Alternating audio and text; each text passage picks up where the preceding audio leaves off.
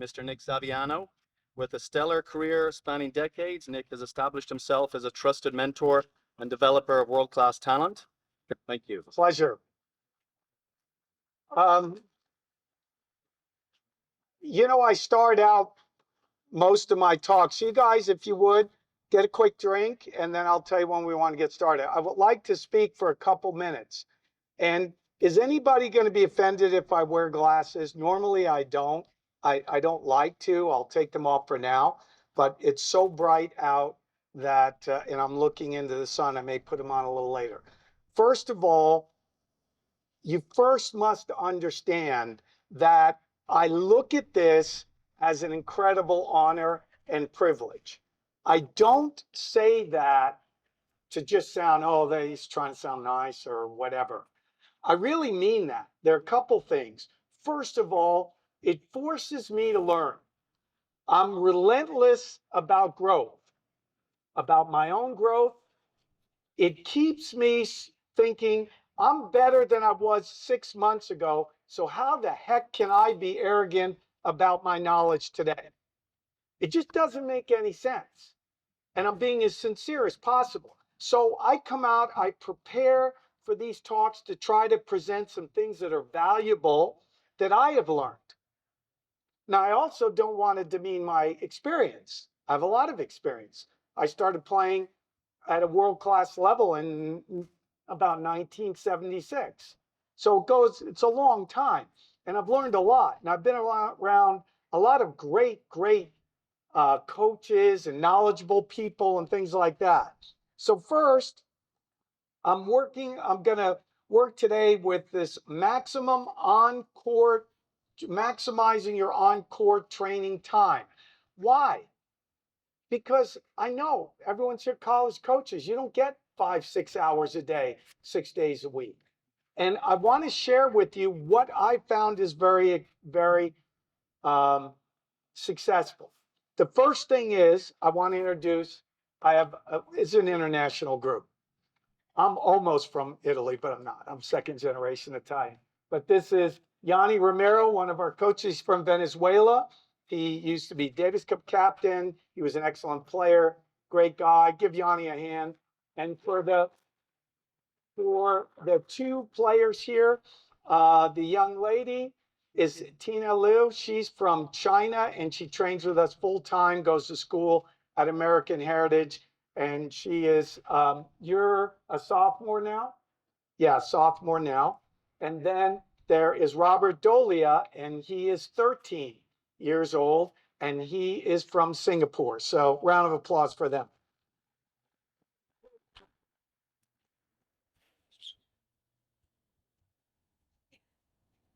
Yanni, can you just take some balls and hit some at Robert?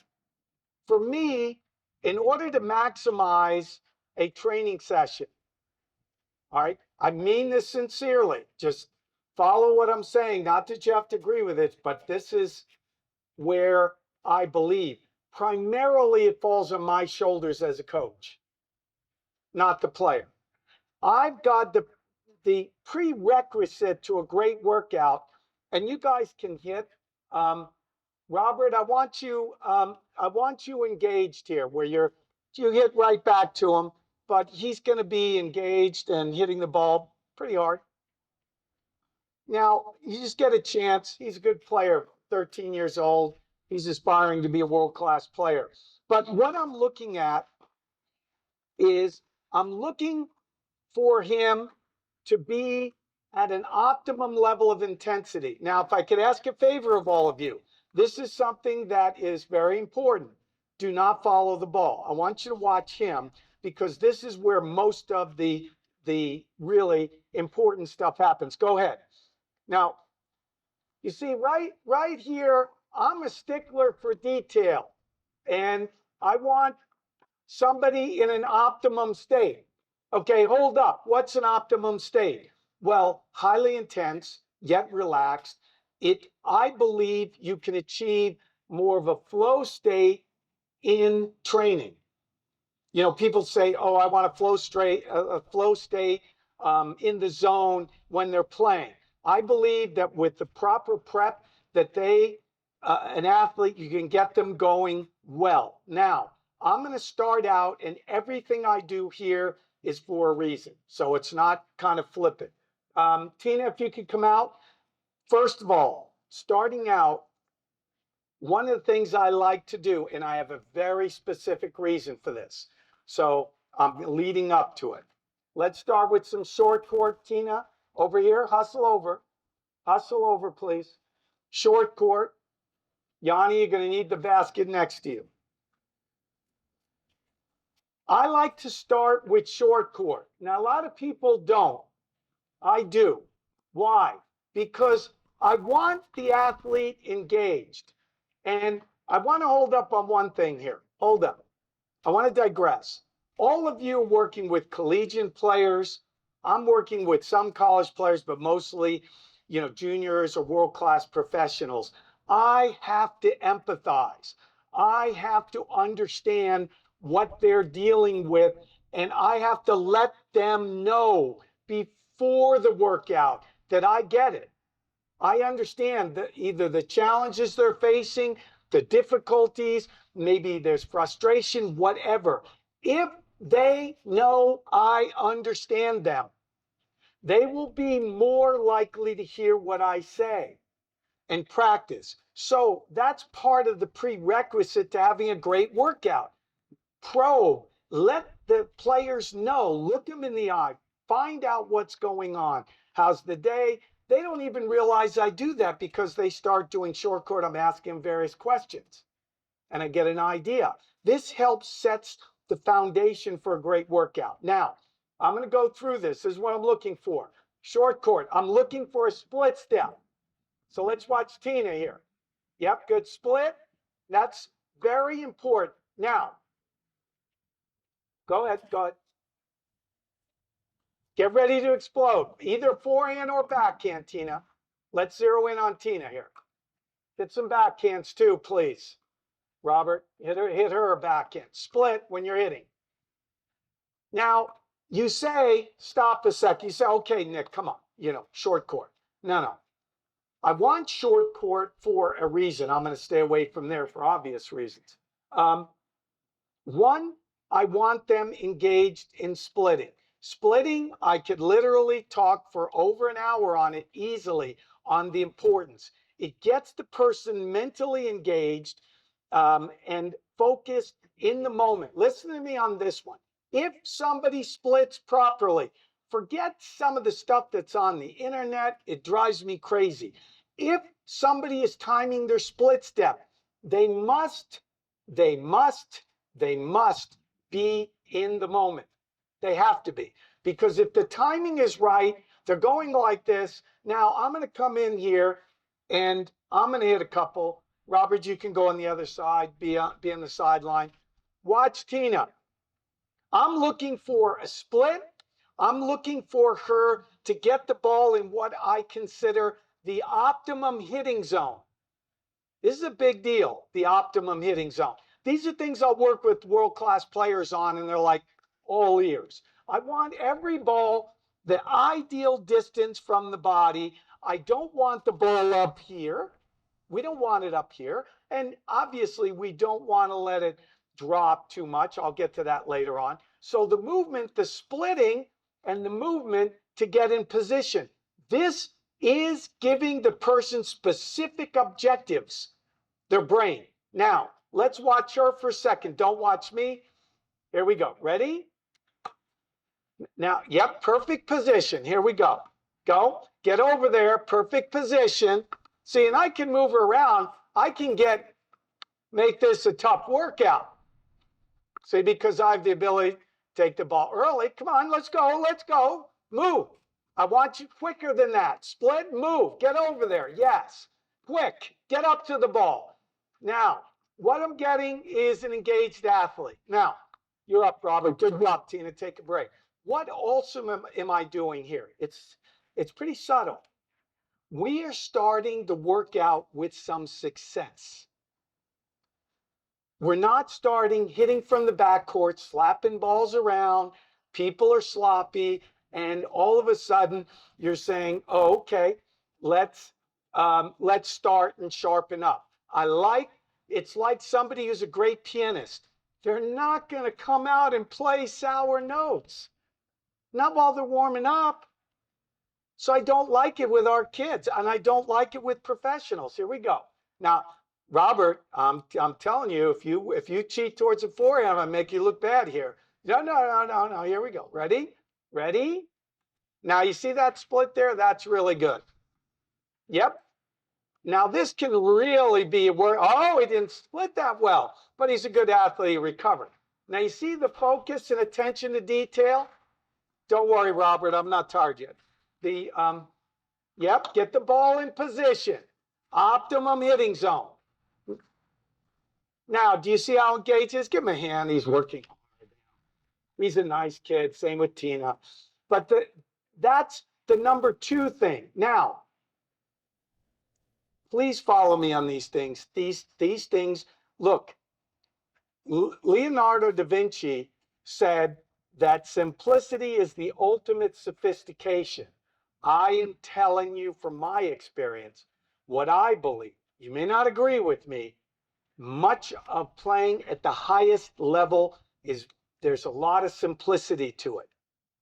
So split, timing a split, getting the ball where? In your optimum hitting zone. Then I can address different types of footwork. But listen, if I tell somebody to hit with an open stance, okay, I'm hitting with an open stance. How does it look? No, the specific objective is to get the ball exactly where I want it, if I can. And I will use various footworks accordingly. This simplifies it. It gets the player right away. You notice they start to move. So that's the second thing. The third thing is, this is going to seem really simple. You're going to say, Nick, I'm telling you, it's so important. Is let's go back and let's have both of you in the backcourt. Go ahead. I'm going to move this along. Using the net as a gauge. I'm getting to about 4 of what I consider the most important things in developing a player.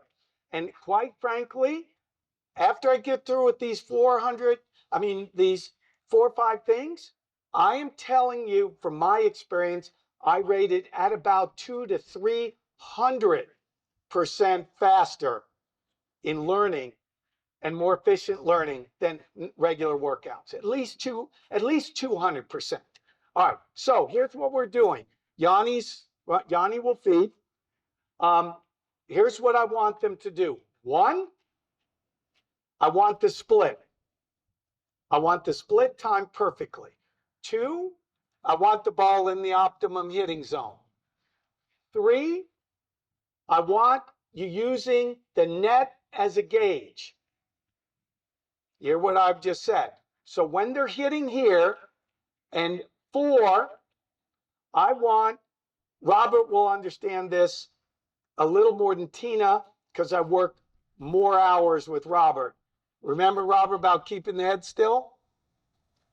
I want the head still. Go into YouTube, watch Alcaraz, watch Djokovic, watch on his backhand in particular, Federer, Nadal, and whatever.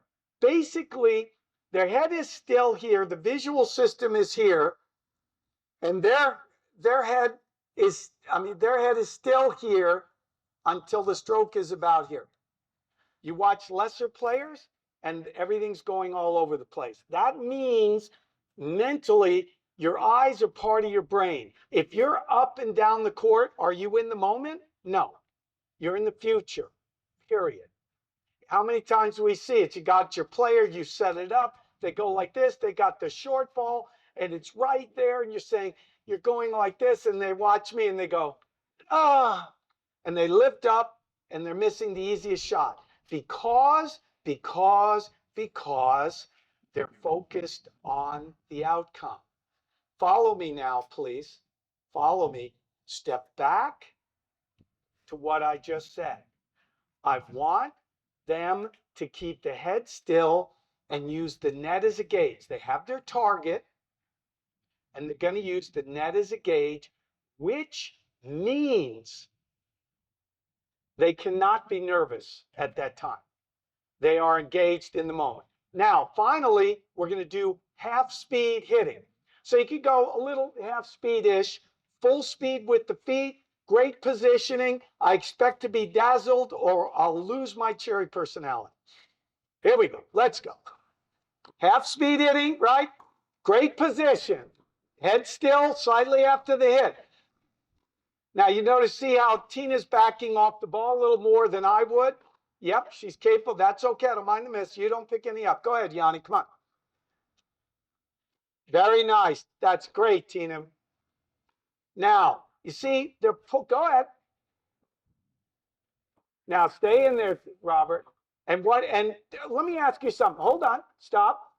He's like, oh no, I didn't do it right. Okay. Anybody could ask him, Robert, on the hit, were you aiming, focusing on using the net? On the hit? No, he absolutely wasn't. He absolutely wasn't right there, and he worried about missing. That's why I missed by so much. So you're going to have to read the athlete. I know when he's staying focused, but go ahead. Let's go. Now, see, there he was. Watch Robert for a second. You'll be able to see when he zeroed in at the net, using the net as a gauge. Now, Robert, how about those last three?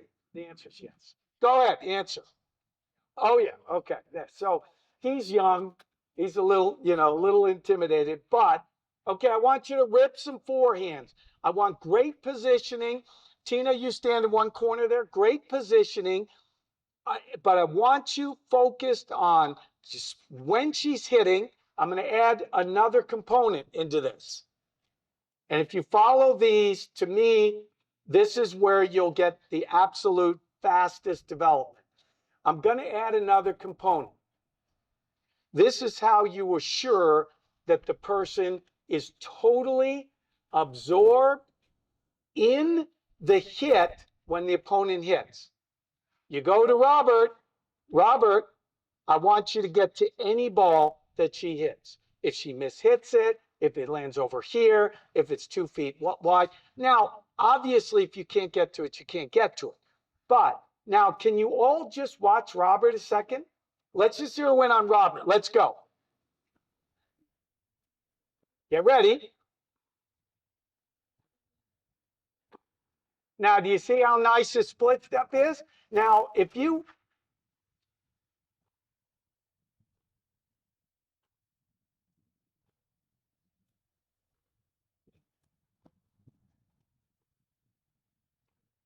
Yeah, let's hit a backhand.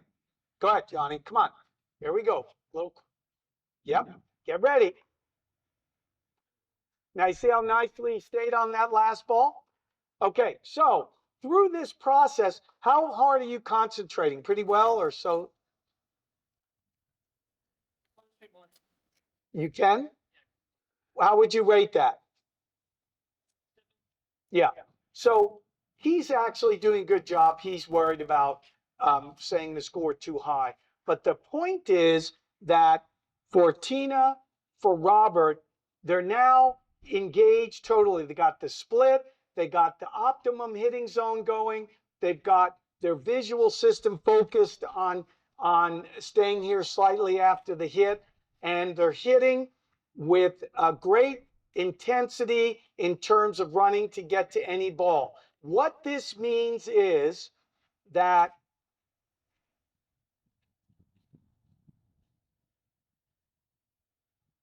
when I am splitting with the intent to get to any ball, right before I establish my balance, and then my visual system is really picking up all kinds of cues because I've told my brain I have a specific objective to get to anything. None of this where you go like this and then they look, oh, that was out or whatever, where they're standing. No, you split, you go, you sprint, then you back off if the ball's out. This is, I guarantee you, somebody's staying in the moment and they're flowing at that moment when they get to the ball. The second half of it is, they're trying to get an optimum position, right? And then they come here, and now when they're hitting the ball, they're absorbed on their shot. They have a target, and the right here a split second after the hit. So you're now drawing them into the moment on the hit that their opponent is getting. They're reading things, and then as they come out here, they're using that net as a gauge. Sometimes they go higher, lower. Now, here's what's happening. They are learning every single hit. They are improving even when they miss. Because when you are here and you're absorbed, it's like throwing darts. And when you throw a dart, you go like this and you throw it and it's too low. What happens? You take the next one and what happens? You aim higher. And if it's to the left, to the right. So the brain is calibrating, figuring things out, getting better as we go along. That's what happens when you are, one, splitting and exploding. Your brain is committed to get to anything. It starts perfecting your footwork. It starts getting you at an optimum level of intensity. It gets you much faster. And then at the second half, you're stretching out, you're watching the ball slightly after the hit. And if you miss that ball, it's great information for your brain. And your brain gets smarter. It's like great information to a computer.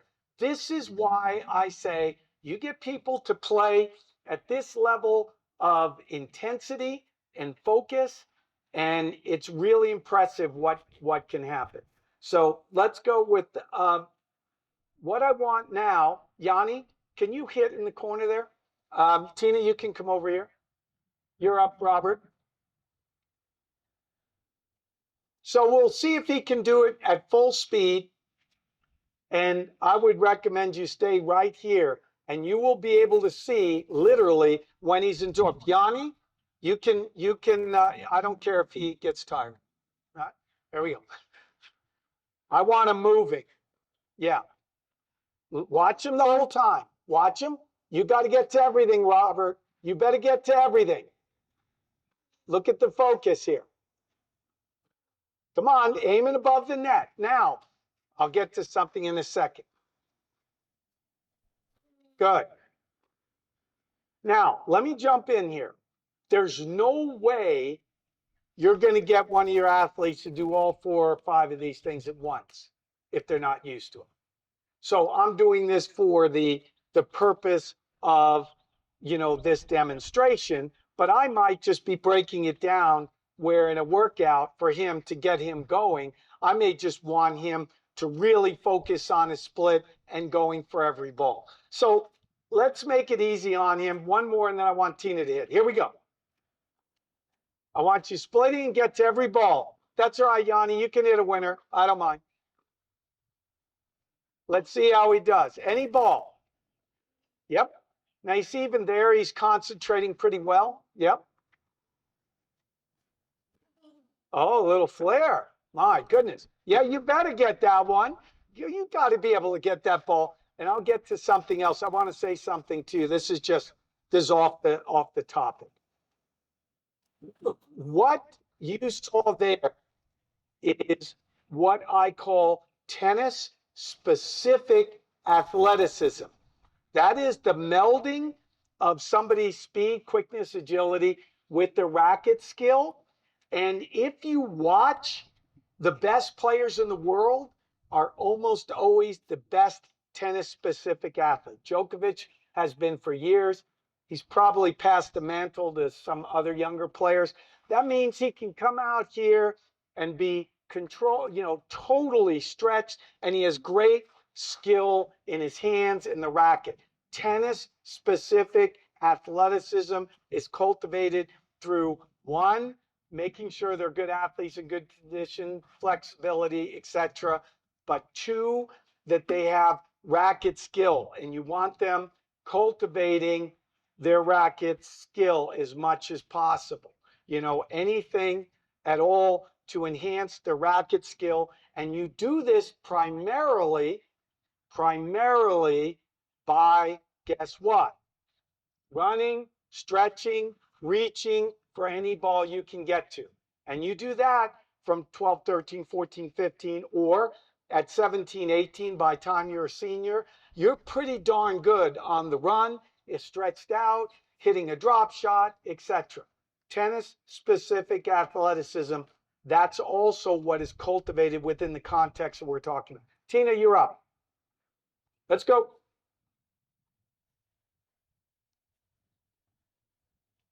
So let's watch Tina. Tina is like rock solid. Very good. Let's see if he's watching. That's okay. Now, that was a really good approach shot. Watch the eyes. Yeah, good. Now, again, what you see here with both of them is there's a lack of confidence in finishing the volley. You don't mind if I go off on a volley for a second, do you? Does anyone mind?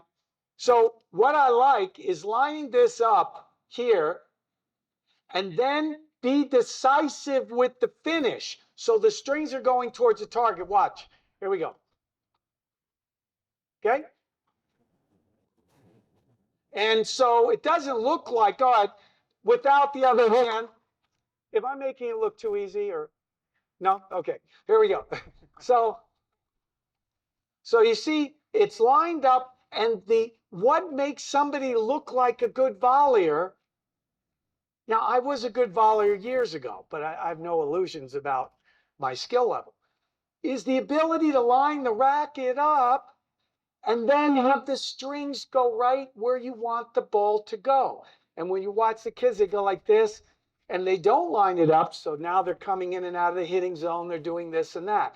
So if I want the ball to go over there, boom, the face is still going to go in that direction. Sorry, that was a little deviation from the normal. Anyway, if in fact you get these things going where they're absorbed, Robert, you know what? Everybody's going to watch you on this one. I mean, look, hold on. I don't want to make it, but everybody's watching you on this one. So now that's what happens in a match, doesn't it? Doesn't it? It's like an exciting point. You know, you got to win this. Your friends are there. Oh my God, I want to win. I want to win. You got to fight the desire to want to win in that moment, and you have to be committed to executing. You're down 4 points, your team in football. You don't want your quarterback coming in there and looking at these other NFL guys and saying, yeah, we really got to win. Let's go. Come on, Lance. We really got to win. No. He's in there saying, we're doing this play. Everyone makes sure they know they're blocking assignments. Everyone's got to be where they got to be. They got to execute. So here's the shortfall. This is for the match. I just think we'll just have to sit Robert down. So here we go. He's all there. Let's go. Stay focused. Good. Now, I don't mind the volley. I was worried about the volley. And you see how he likes to go down? That's a confidence thing where he's afraid of going out. He'll get that. But you see how nicely keeping his head on the ball there. One more. Tina, come on. Yeah, Tina's showing the audacity here, and then we got to go. And still? Yeah. Wow. Give her a round of applause. Robert can handle it. It's okay, Robert. Okay, hit a forehand. Go inside out. Rip it. Head still. Not bad. Give her a round of applause. So I don't want him to feel left out. Okay, so you guys take 30 seconds, get a quick drink. Tina, you're going to be on the other side. You're going to be over there. You're going to crouch this on the other side, get a drink. Okay. I got to move along. So, as you may or may not have picked out,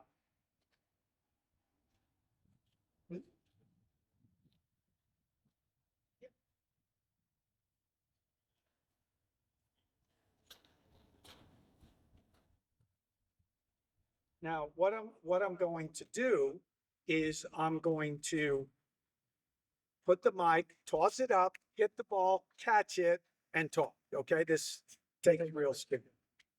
I don't know that I'll be able to do this. Now,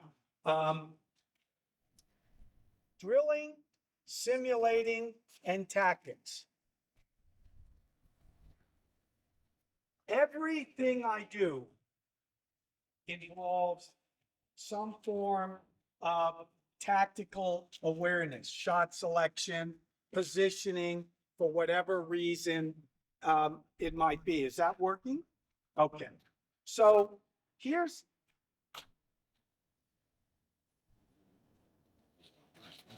okay. Can you hear me fine?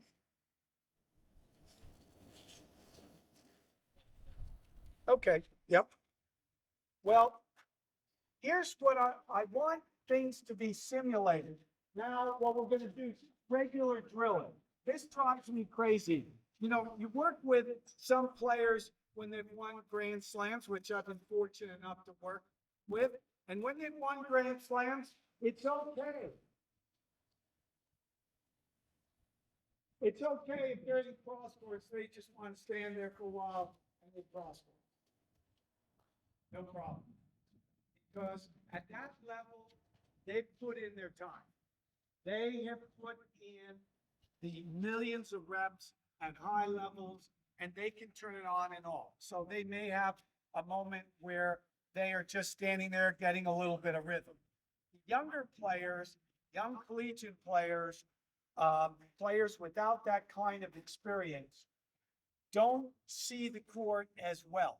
So what I want here is, even though we are doing a simple cross-court drill, number one is I want a proper split.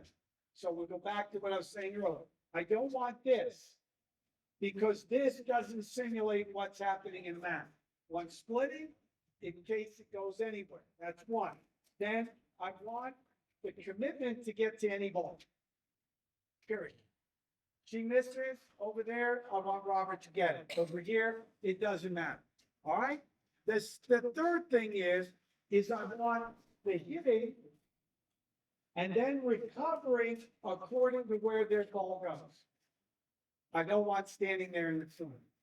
And the fourth thing is, if they're back here, I expect to see the ball higher. If they're here inside the court, using that skate, I expect it to be lower. Now, I can also say I'd like for an angle over here, but you know, if you're rallying with somebody. So let's go, not full speed, maybe 3/4 speed. And then recover. You better recover, Robert, as if you were in a mat. Now you see the difference there? Okay, let's focus on Robert for a second. So, position according to where you were in the mat. Yeah, you see, now, okay, let's stop. Okay, now what I want you to do, Robert, is stand there in the corner, hit cross court, you hit cross court, and if the ball doesn't go right where you think it should go, it's okay if you get annoyed. Okay? Have you ever seen this scenario where they're going cross court? And here we go. So just stand in the corner, you stand in the corner, Tina, and just stand there and yes, don't recover. This look familiar? And then I've had players who literally would stop the ball there because it went to their back end and look annoying. Maybe you haven't, but the point is, yeah, they're hitting cross, but they're cheating on their split. They're cheating on their first move. They're cheating on their positioning. They're not flowing with the drill. So it's not optimizing the workout. Let's go to the backhand, please. Slightly different. Let's go. Come on.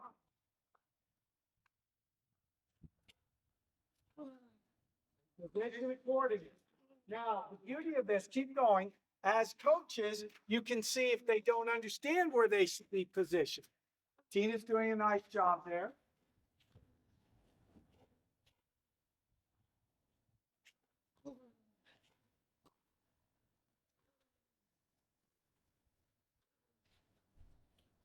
Now, this is for really, really high level stuff, okay?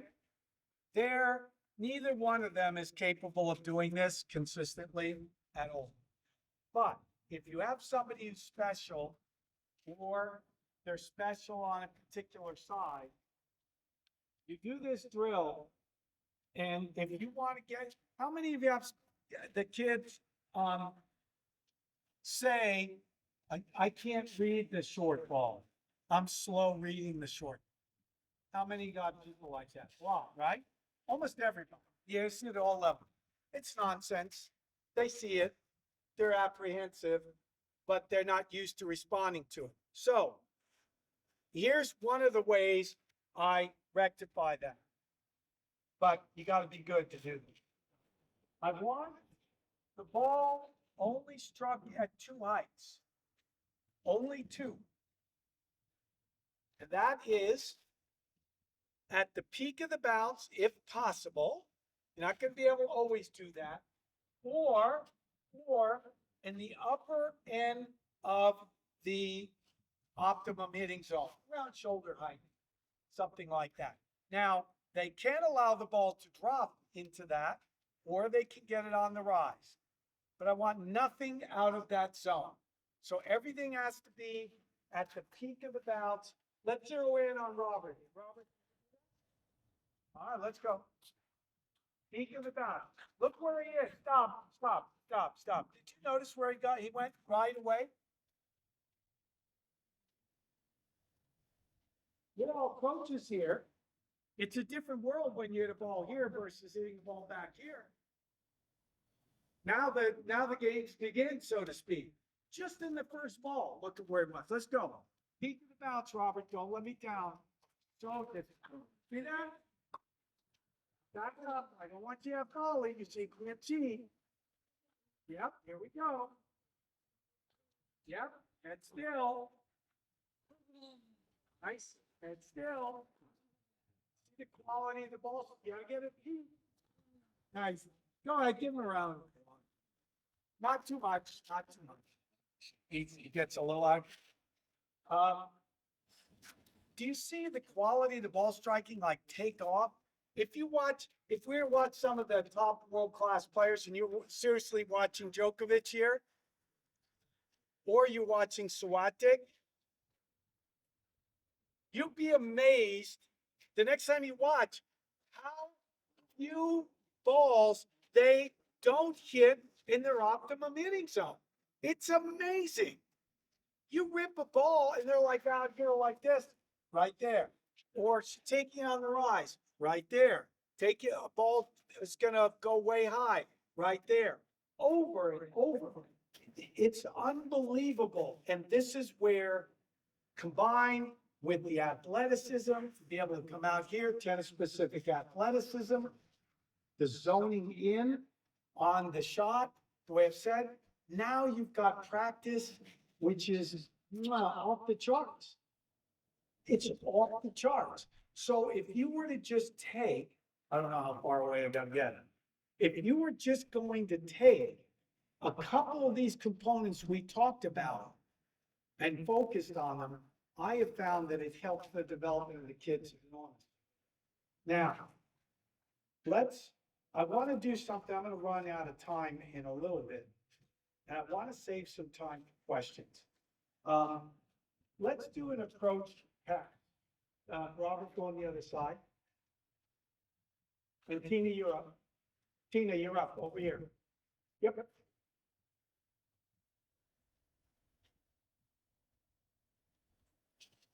So I like to simulate as much as possible match play, as I've indicated. So here, I'm just going to block the ball back. Johnny, could you move that ball there, please? She's going to hit approach. What I'm looking for is for her to stay absorbed in the hit, right here, aiming, using the net as a gauge. And then we're looking for the split when I hit. Now, I want everyone to watch Tina. And let's see, you'll hear the sound of the ball hit. Here we go. Now, I can tell, by the way, that was good. I can tell that, did she split well? Did anybody see that? Did she split well? Let's take a look. Let's watch her, not me. Let's watch Robert. Did he split? Okay, so did you notice how cleanly he moved to that ball? So I'm looking to simulate what's gonna happen in a math. Good. And then I want them to get in position after they hit the first volley. My fault. Let's go, Tina, you're up.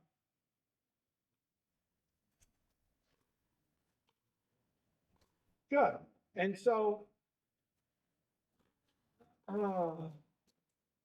yeah, Robert, on that, you shouldn't be allowing the ball to come to you like that. So when you're coming out of that split, you want to sink here and let the ball come back.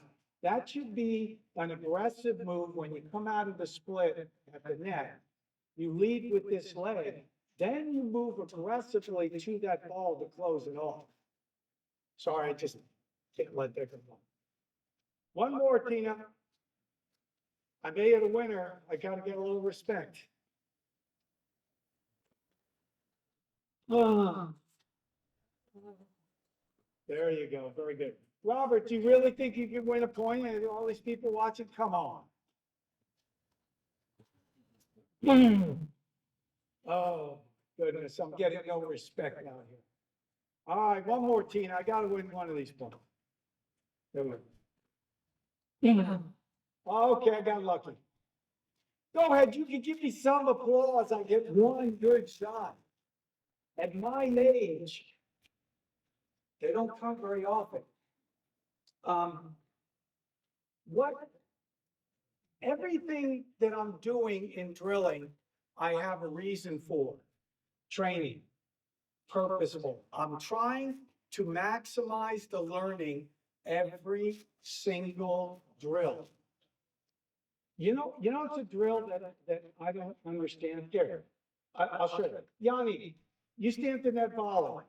Tina, quick, come on out. Robert, come on out. I know I'm working you guys home. You're on the other side, Robert. Tina, you're here. Let's go quickly. Okay, now, look. This drill is done at my academy.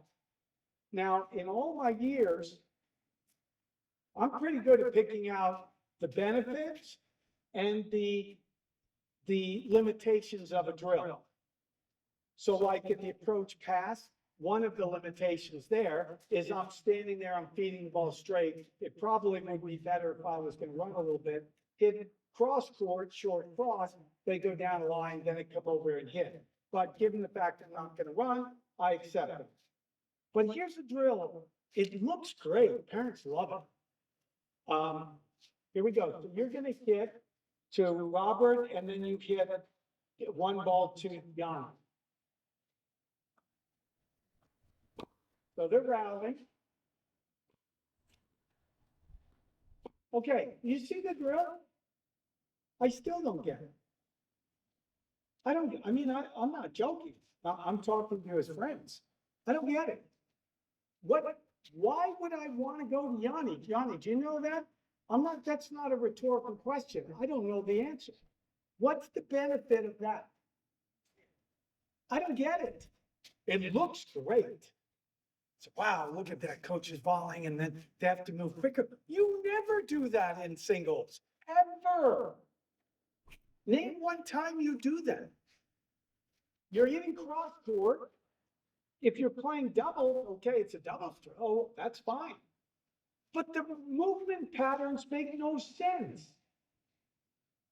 I had a cross court ball here, he comes here, and I go down the line, I should be recovering to here, it comes back at me so quickly, I'm not moving.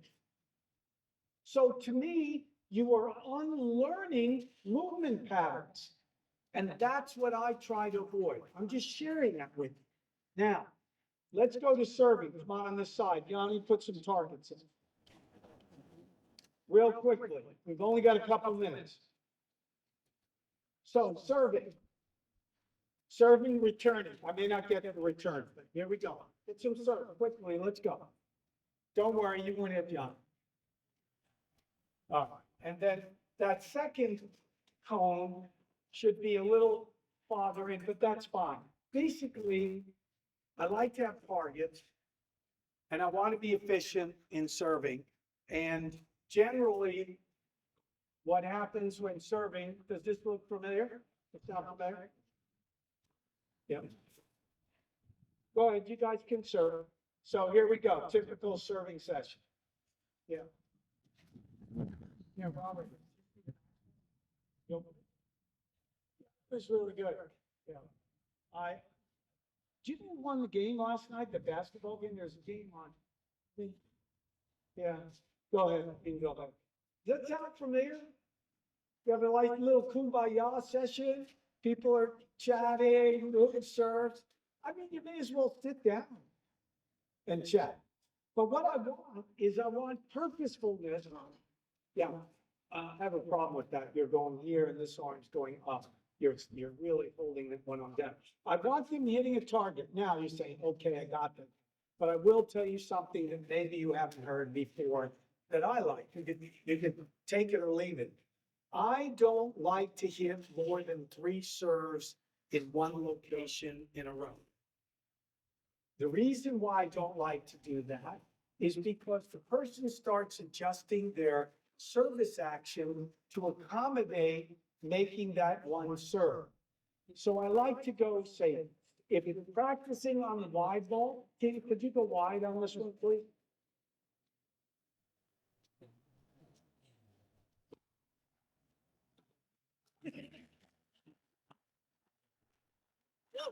I love when players make the coach look good. That's great. Great job. No, here's the deal. She's great serve. We may go 3 in a row, right? Then with the same look, I want him to go up the tee. Then we'll go 3 more in a row, then tee, and I might reverse it so that the quality of the workout is purposeful. It simulates what's going to happen in matches, and it is beneficial. That is where I like to do serving. Then I'm running out of time, but I like the serving, obviously +1. I like them to, when somebody's serving here, so Tina, we're serving and you serve out, there. I like them to understand the zones of the court. A, B, C, D, 25 years ago, I had zones from my own book. And understand what to expect from those different zones in terms of the first shot. And so I like them to be well versed in that. So serve +1, extremely important. But what I'm getting at is here with serving, I want quality serve practice with attention to detail. Now, then I'm returning. With returns, I like the kids, and then I'm gonna wrap it up here. I like the kids to return with the mentality on the first serve. The objective is to hit an aggressive neutralizing ball on the first serve. The goal is neutral. Big targets, mostly towards section B and C. So I just draw a line here. D, C, B. I want them aiming on the first serve return. They can aim if they want to get it to one side, to the weaker side, say in between C and D or A and B, but generally neutralizing aggressive returns towards the middle to get into the point. Then on the second serve, I want them to make a decision before they return.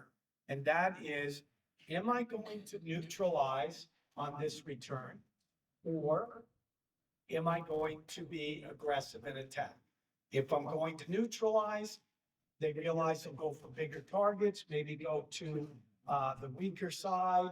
They may stand back farther. They may rip the ball, aim higher and get some depth, whatever. But they make the decision before the opponent serves. And so when they are returning, they're very decisive. So what I want to do here is I want to wrap things up. First of all, and foremost, I want to thank Tina and Robert. Round of applause. They drove 3 hours to get it. And then Yanni, came up and Yanni was great. He brought up Robert and Tina's dad brought him up. So a round of applause for Yanni, who's an excellent coach. One thing about the staff we have, they're all really good people. So that's kind of a prerequisite for me above everything else. And just what I wanted to say to wrap up, I hope that maybe one or two things that I said here, if not something new or presented in a way that you haven't heard before, or it just reinforced some things that you felt as well. But I really wanted to give you fundamental things that I truly work on. And when you are asking somebody's looking you in the eye, and I've had this a couple times, or over the phone, whatever it might be. And they're turning towards you. And and you deal with this all the time. They're looking at you and they're about to go on the court for something, a match that will transform their life if they win. Aside from 50 or 60 or 70 million dollars, they forever might be a Grand Slam champion. It's a big deal. It's a big responsibility. So why am I saying this? I'm saying this in the most sincere way I can, is that, you know what you say to somebody like that?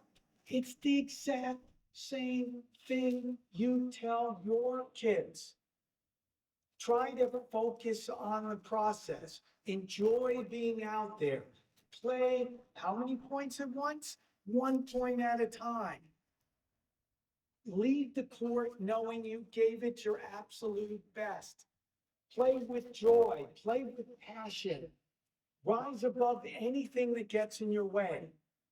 Same things. They're fundamental principles. And so they don't change. That really won't change. It didn't change 20 years ago. It's not going to change more. So what I try to do is distinguish, delineate between style and fundamental principles. And so most of what I talked about today are fundamental principles.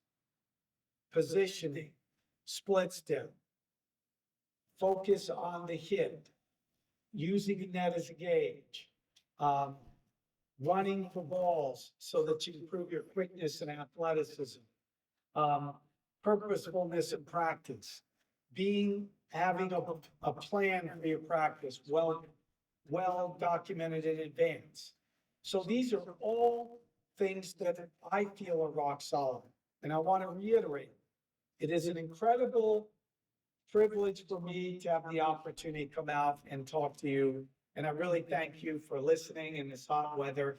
And thank you very much.